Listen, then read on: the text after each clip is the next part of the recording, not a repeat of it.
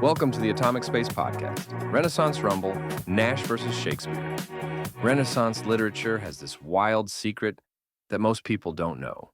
While Shakespeare was writing sonnets for the nobility, Thomas Nash was basically running a 16th century version of political satire that got him banned from publishing. That's such a fascinating contrast, like comparing a prestige drama writer to a controversial political commentator today. Well, here's what makes it even more interesting. Nash, born in 1567, was this incredibly sharp-witted writer who used his pamphlets to absolutely demolish the social hierarchy. His work, The Unfortunate Traveler, wasn't just entertainment. It was revolutionary in how it called out corruption. You know what really stands out about that period? How dangerous it was to be a writer with strong opinions. Nash actually had his entire body of work censored at one point. And here's the thing. While Nash was getting into trouble with authorities, Shakespeare was playing this brilliant political game. He managed to critique society through characters like Richard III without getting himself thrown in jail. So, how did their different approaches affect their legacy? I mean, Shakespeare is performed everywhere, but Nash. Well, that's where it gets really interesting. Shakespeare wrote these universal themes, love, jealousy, ambition, that could be reinterpreted for any era. Like, you can set Macbeth in a modern corporate office and it still works perfectly. That's exactly why Shakespeare endures. But, couldn't you argue that Nash's direct style might actually be more relevant to today's social media age? Oh man, exactly. Imagine Nash on Twitter today. He'd be this amazing combination of Jon Stewart and AOC, calling out everything wrong with society. His pamphlets were basically the Renaissance version of viral threads. And Shakespeare would probably be writing these beautiful, cryptic Instagram captions that everyone would be analyzing for deeper meaning. You know what's fascinating about their historical context? They were writing during this massive communication revolution.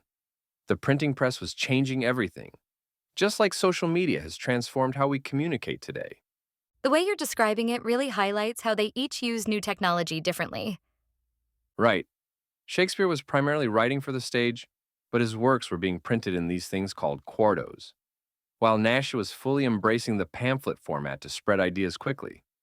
It's like comparing traditional television to YouTube content creators. That makes me think about how their different styles influenced future generations of writers.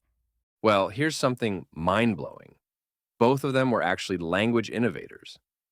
Everyone knows Shakespeare invented words, but Nash was equally creative with these amazing compound phrases that perfectly captured what he was describing. So they were both pushing the boundaries of English in their own ways. And get this, they were dealing with this massive shift in England's global power.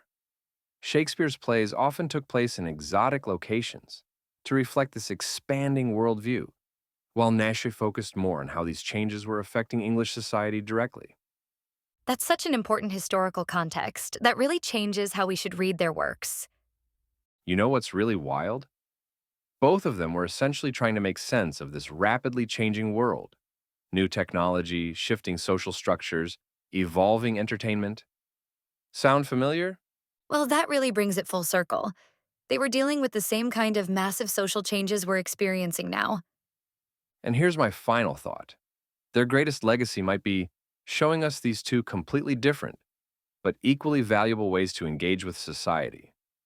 Whether through beautiful poetry and complex characters, or through sharp wit and direct criticism, both approaches are still incredibly relevant today.